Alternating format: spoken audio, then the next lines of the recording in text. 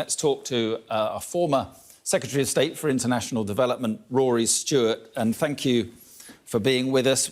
Well, what do you make of the events of the past 24 hours? Everything has just moved with alarming speed. It's absolutely extraordinary. From the point of view of people in Kabul, terrifying. Kabul was, of course, the most modern part of Afghanistan. It was a place where women were most active, with a very educated population.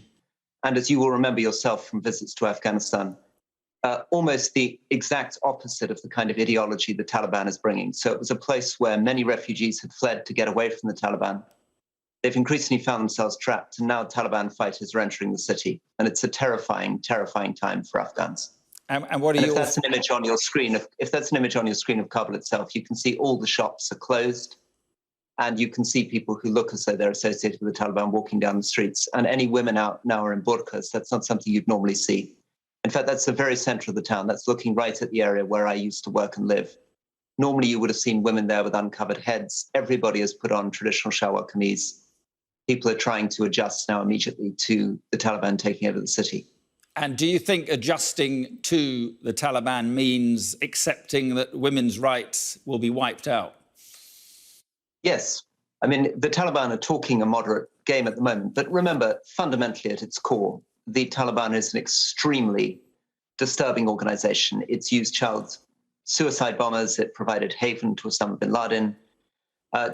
Many journalists have met Taliban commanders recently who have said quite openly that they don't believe women should go to school. And those images that you're showing there on the screen are absolutely chilling. I feel like I've been taken back 20 years to the Kabul that I saw just at the end of the Taliban period.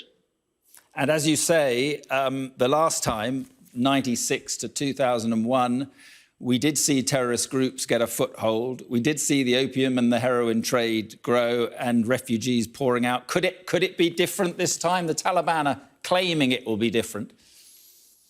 It's going to be, I'm afraid, very, very dangerous. Remember, this is a very fragile organization, the Taliban. They don't actually have that many people. They've taken power largely because the US and Britain suddenly took its air support away from the Afghan army, totally collapsed the morale of the Afghan army. So they've taken much of the country without fighting. There aren't very many of them. Their hold on power is going to be quite fragile. And the danger there is that they will take brutal reprisals to try to keep that hold on power. So many Afghans are worried about being imprisoned, about being killed. Some parts of the country, Afghans are already being executed. So, yes, we'll hope for the best, but I'm afraid this is terrifying. And Parliament is to be recalled here. What are your thoughts about the responsibilities of the British government now in Afghanistan? What should they be doing?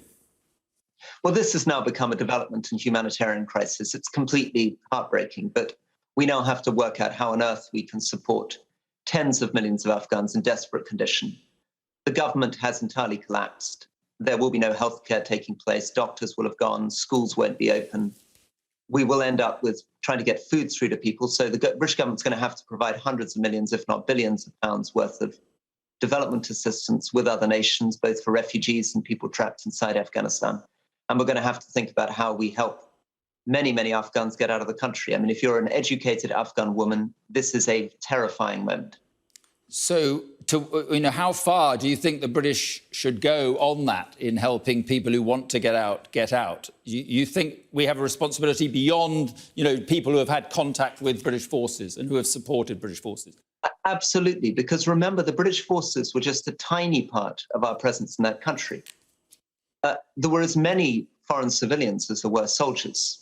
That's people working for charities, for NGOs, teachers, etc. Many of these people will, of course, be targets of the Taliban.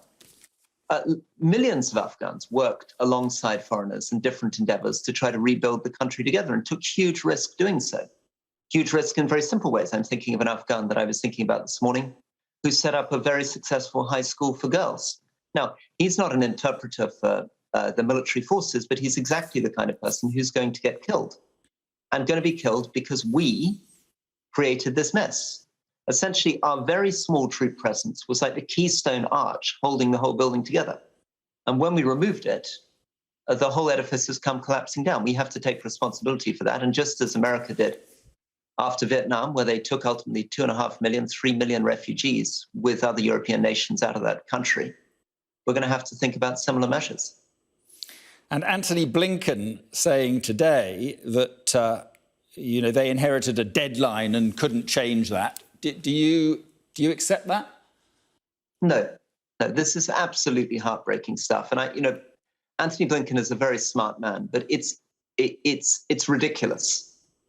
They didn't need to do this. And of course, they didn't intend any of this to happen. If you can see the statements made by Secretary Blinken and by President Biden, even in the last few weeks, they were talking about it being orderly. And we've just got messages now. I've got friends trying to get to the airport, US civilians who've just got a message from the US Embassy saying that there's firing happening now at the US airport and that they are to stay safely in place. Well, what on earth that means when, as you were showing on your screen, Taliban pickup trucks are now driving through the streets of Kabul. I mean, this is a catastrophe. And no, the US, of course, could have remained because its air power and its technology was sufficient to prevent the Taliban taking a single town.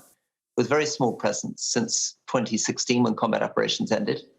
They've effectively contained the Taliban as a rural presence and allowed the Afghan government to continue and civilians to get on with their lives.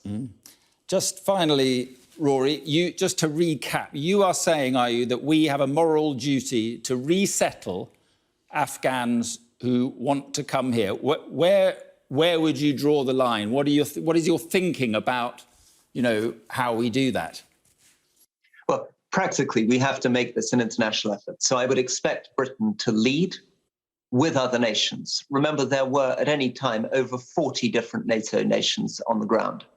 So we should be working with France, with Germany, with Scandinavia, with the United States, with Canada, with Australia and others, as in fact happened after the Vietnam War, to work out how we can provide safe passage and asylum for Afghans that want to leave. But be in no doubt, we're talking about many, many millions of people.